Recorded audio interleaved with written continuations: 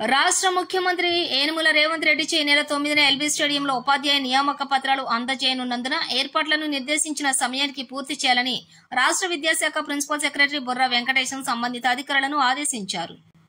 సోమవారం ఎల్బీ స్టేడియంలో ఏర్పాట్లపై ఏర్పాటు చేసిన సమావేశంలో విద్యుత్ శాఖ మేనేజింగ్ డైరెక్టర్ ముషరఫ్ అలీ, జిల్లా కలెక్టర్ అనుదీప్ దురిశెట్టి, ఆర్ఎండ్బీ కార్యదర్శి Harichandana, additional DGP Mahesh Bhagwat, ACP traffic Vishwaprasad, CM security అధికారులతో కలిసి పాల్గొన్నారు.